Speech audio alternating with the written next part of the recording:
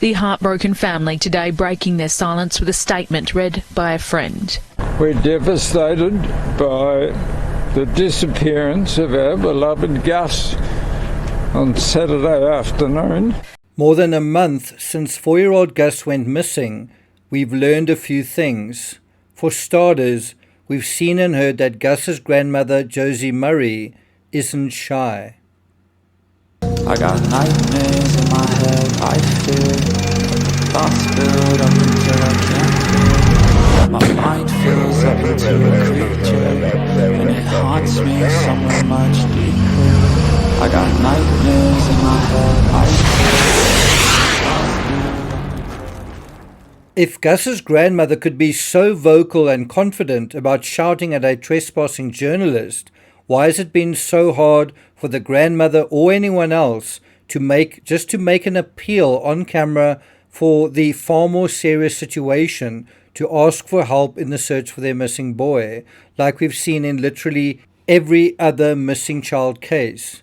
This is speculation naturally, but I wouldn't be surprised if other family members actually want to talk to the media, but they've been instructed not to by Josie, because clearly Josie rules the roost. Although Shannon is technically the owner of the property based on this family tree, it seems Josie runs it, and Josie wears the pants, certainly based on that interaction that we've seen.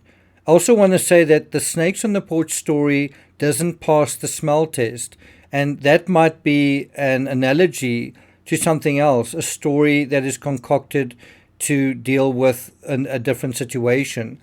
And I think because of that, we need to re-look at the story as a whole. But before we get to that, if you haven't subscribed to the channel, please do. If you're finding this analysis worthwhile, please do hit the thanks button, and let's get started. So in a nutshell, this is that story. The only trace of Gus has been a footprint in the red dirt believed to match the boots he was wearing when he disappeared at about 5:30 p.m.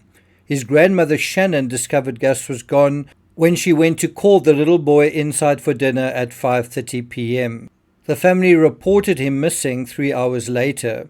Shannon was inside the homestead looking after Gus's 1-year-old brother Ronnie at the time. Now, if you look closely at the footprint in the red dirt, what do you notice? Those round brown balls appear to be dung, right? Probably sheep droppings. The fact that this boot print appears here with no other print suggests two things. One was that the boy was used to being where the sheep were, and also that the boy was probably driven to that location, more specifically driven to where the sheep were. On the day of the incident, isn't it more likely Gus would have been with his mother and where something interesting was going on tending to the sheep, rather than sitting at home where his 1-year-old was basically being babysat and in a sort of a passive situation? Let's put this in a different way. If you were a 4-year-old boy, would you want to play on a mound of sand or be out in the action where the sheep are being tended to at the end of the day? Isn't the scene of the incident possibly much further out where the family were tending sheep, and isn't this where search efforts need to be focused? Now, we have just heard that the search is returning to the property for the 4th time. According to the Daily Mail, Commissioner Stevens said there have been 2 reviews into the search effort.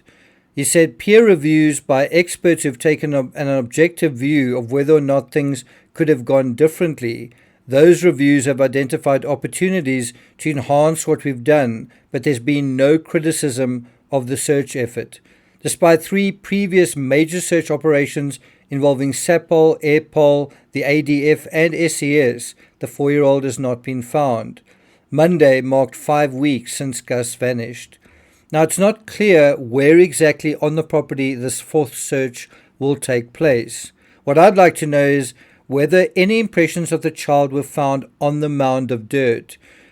Were footprints found there? Any signs of disturbance even scent? Because if you think about it, that solitary boot print in the dirt makes no sense as the only trace of Gus found outside if he was playing in dirt. If he was playing in dirt, if he was playing on that mound, why aren't there traces of him there? And surely that would have been photographed as well.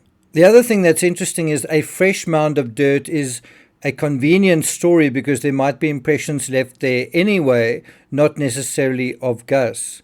So I wonder whether the authorities feel that they've confirmed, that they've verified, that there's proof that Gus was on this particular mound of sand when he was said to be.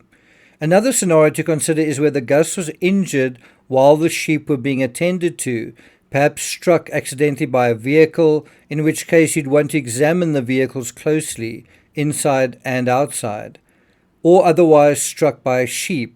We actually used to keep sheep on our farm and even raise the odd lamb or two. I don't know about Australian sheep, but the rams we had could be really dangerous, and the males could seriously injure you if you weren't careful and weren't vigilant. Could something like that happen? If something like that did happen, why would the person in charge want to cover it up, though? Surely that would be an accident, and that would be the animal's fault in that situation.